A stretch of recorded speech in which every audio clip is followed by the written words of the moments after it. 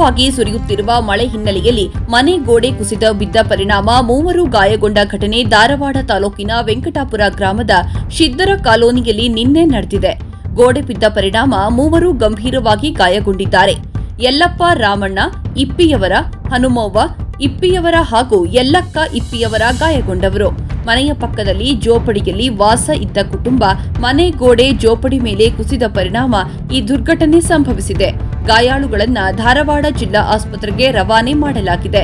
ಧಾರವಾಡ ಗದಗ ಠಾಣಾ ವ್ಯಾಪ್ತಿಯಲ್ಲಿ ಘಟನೆ ನಡೆದಿದೆ.